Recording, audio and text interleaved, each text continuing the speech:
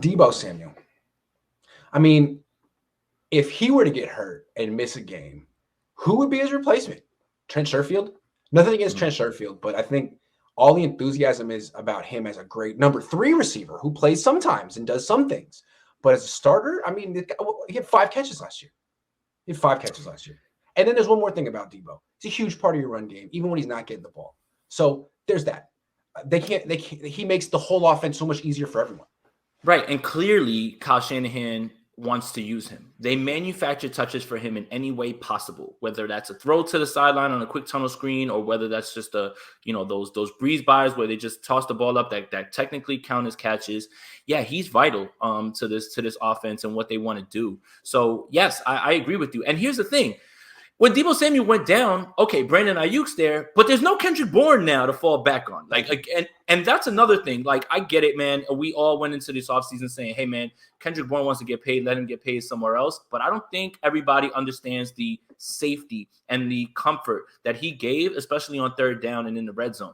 Nothing against Trent Sherfield, who I don't know if this is going to come off as a hot take. I think offers a little bit more than Kendrick Bourne as in terms of what his skill set is, but he hasn't shown it. So I can't say that for a fact, right? Until you show it on the field, potential is potential. And that's the reason that there's a wide receiver piddling around on this roster is because of potential. Potential isn't exactly what translate into production, right? So and preseason production doesn't necessarily translate into production. Yeah. Exactly. Yeah. Kendrick Bourne, while he could be limited skill-wise, still was able to perform at this level in the biggest games. So that's why it gets hairy when one of these guys gets injured. Now you're really, really, really playing with fire because behind the top 2 of Aiyuk and Samuel, Sherfield, Sanu, Jennings, Hurd. Ouch. That's not none of those guys can win on the outside. None of those guys are able to do the things that Deebo and Aiyuk can do. Travis Benjamin can't do that.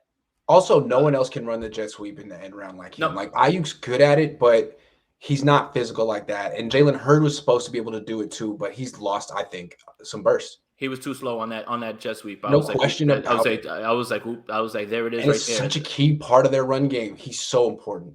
Important. Yeah. So if God forbid something happens to Deebo and Aiyuk, so now defenses won't have to worry about being beat on the outside because Sanu can't win on the outside, neither can Jennings. It remains to be seen if Sherfield can. And I wouldn't bet on it. And then Jalen Hurd can't. So, man, you would have to really resort to. I mean, I'm sure Sherfield can win on the outside against certain corners, but let's see what happens when he's going against the best Jalen Ramsey all game. Yeah, I mean. What if that's a Rams game where it's Jalen Ramsey that's going to be on the other side? Now you can't even throw to him, and now you're just like that's so. It is vital for Deebo Samuel and Brandon Aiyuk to be upright all year. Yeah. Okay. Who you got? Man, it's George Kittle. And then again, this is easy, right? Like this is it's obvious, right? So I think that obviously what they want to do with him, they're going to scheme him open, but I think that he doesn't get enough credit for his route running, but I think it's the run blocking as well too. If George Kittle ever went down, the idea of having somebody who is out there as a possible pass catcher who actually profiles as another lineman is invaluable. Look, no disrespect to Ross Dwelly, who actually absolutely balled out this preseason and in camp. Absolutely. And he has strong hands. The guy can't block like George Kittle, and not many can.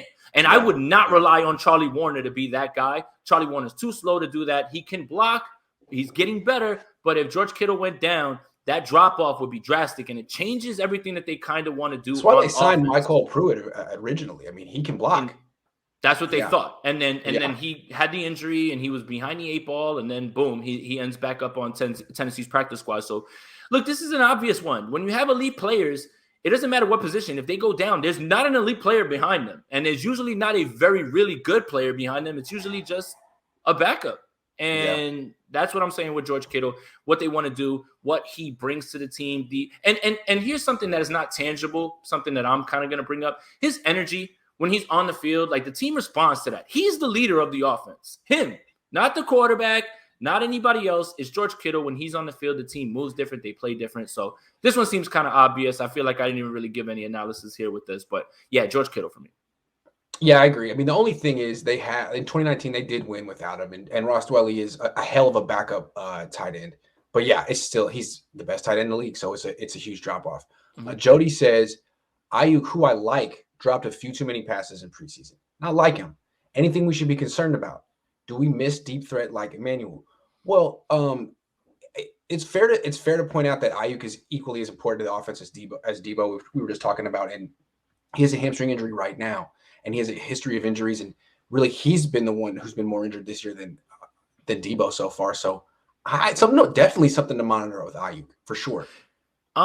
The drop passes, I think that the first one to Trey Lance with the Chiefs in the Chiefs game, that one was concerning. The one with Jimmy, I still have a tough time blaming. Yes, I still have a tough time blaming Brandon Aiyuk for that one. I'm sorry, guys.